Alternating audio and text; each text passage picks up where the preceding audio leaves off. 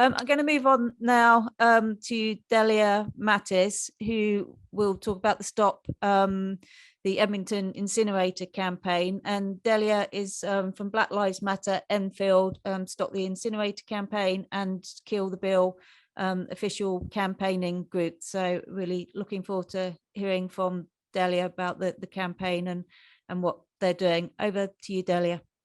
Thank you. So hi everybody, I'm Delia Mattis and I'm from Black Lives Matter. So we have a group in Enfield, BLM Enfield, but we have a national network and we do things nationally when it comes to Black Lives Matter activity. And of course, Sam just said, we've been working on the Kill the Bill campaign as well, Kill the Bill official campaign, and having national days of action about that. I'm sure you know how serious that bill is and what it means. The implications on trade union activity, actually, they are huge. But I'm here to talk about the Edmonton incinerator and what we've been doing in Enfield. And I'll start by saying I'm really happy that you've welcomed me into this space and invited me. I'm having so many trade union meetings on this issue now. And we've got trade union support from the RMT, from Unite Community, and the Southeast Region TUC backed our campaign as well. I don't know if any of you here are from the Labour Party, but there was a motion recently passed that was explicitly against the expansion of the Edmonton incinerator. It wasn't a unanimous decision. I'm glad Mick just mentioned that the issues with climate change is not supported by every trade union, because it was opposed. The motion was opposed by two of the bigger trade unions, actually, which is a real shame, especially on an issue like the Edmonton incinerator.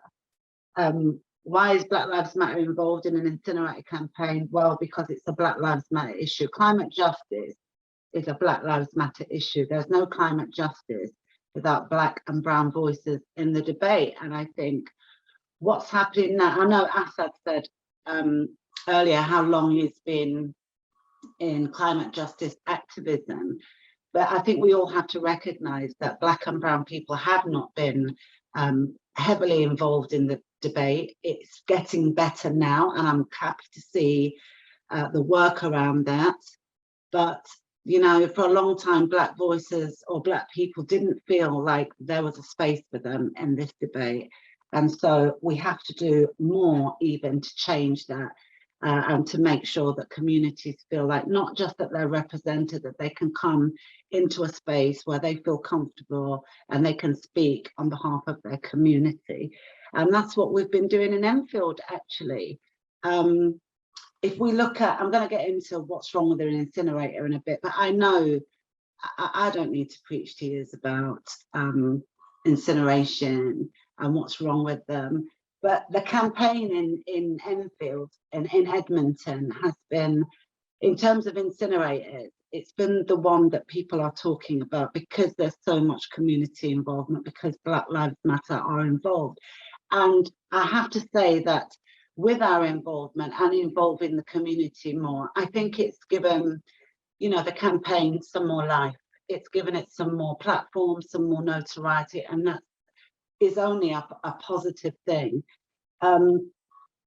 So the incinerator in Edmonton, they're 3 times more likely to be built in areas of great deprivation, areas where there's poverty, working class areas, and in inner cities, those areas tend to have big Black populations and big brown populations, and that is just a fact. Is it a class issue? Yes. But we can't deny the race aspect of it. We cannot. And if we look at what the ONS have said recently, the ONS has linked air pollution to COVID-19. And in Edmonton, the constituency was 40% over the national average of contracting and dying from COVID. The people of Edmonton have died in disproportionate numbers, and the majority of those numbers are Black people. After the death of Ella Kissy Deborah in South London, who lived by the South Circular, and the coroner ruling, which was groundbreaking, coroner ruling that said that air pollution played a significant part in her death. Politicians should have been coming out with a handheld eye and saying, we've got to stop this. We've got to stop this incineration. We've got to stop it now. It's killing people. 70 medical doctors wrote to the government and said that the expansion of the Edmonton incinerator is going to kill people. They said it's going to result in a loss of life, and still the authorities are pressing ahead with it. We don't have any choice but to campaign. We don't have any choice but to do what we're doing, and we've done everything. We've petitioned, we're lobbying, we've done all of those things that, you know, the nice things that we're expected to do. And next week we have a meeting with Sadiq Khan.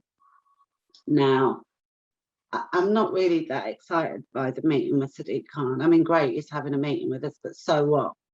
I don't want to listen to Sadiq Khan's spin, because while politicians are just putting out all this spin and bluster, people are getting sick and people are dying. This is literally a life and death situation.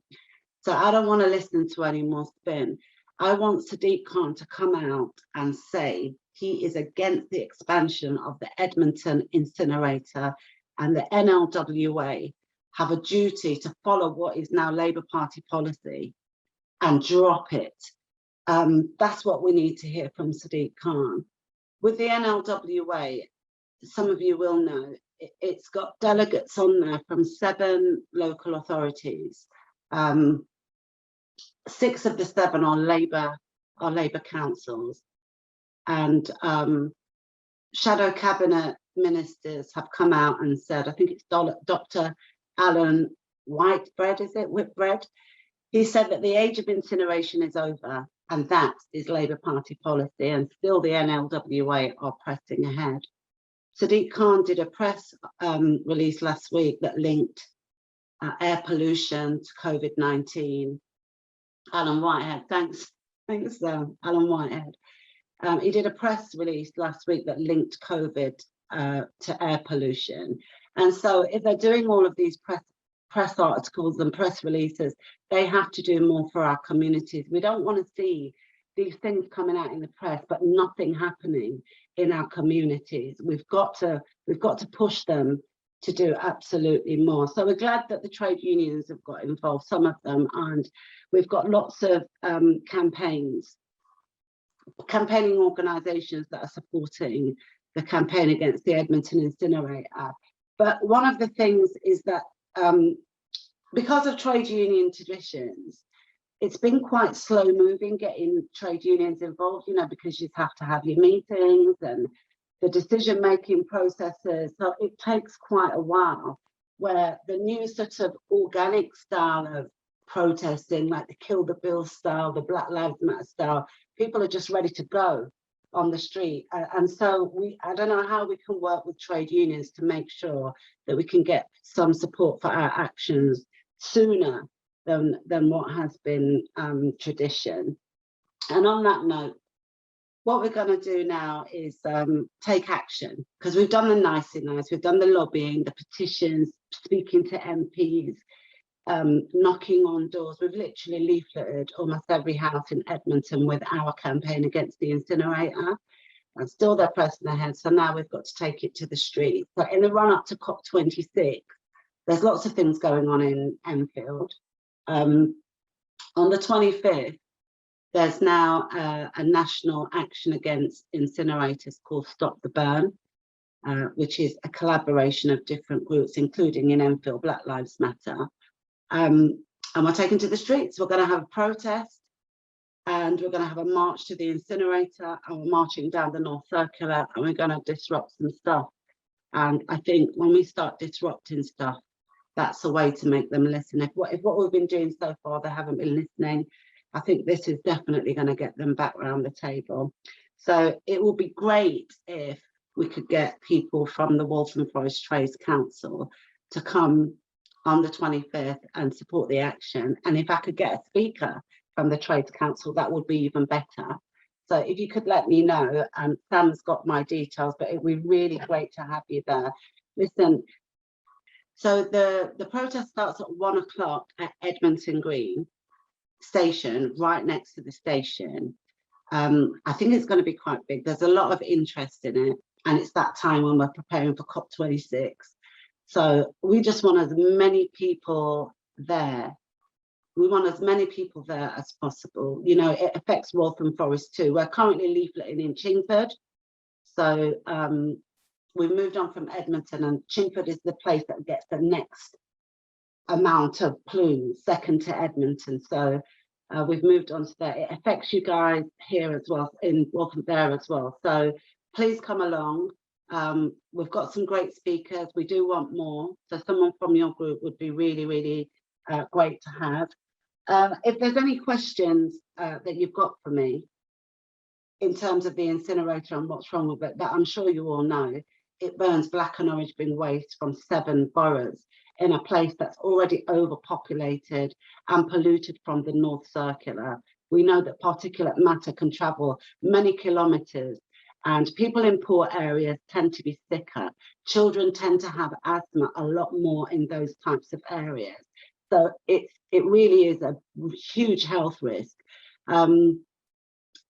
So yeah, any questions you've got to ask, please let me know, and I'll try my best to answer them. Yeah, I think somebody just posted the event in the chat. Any questions for me, let me know. But please, please, please come and get involved in our campaign. I think it's going to be really exciting.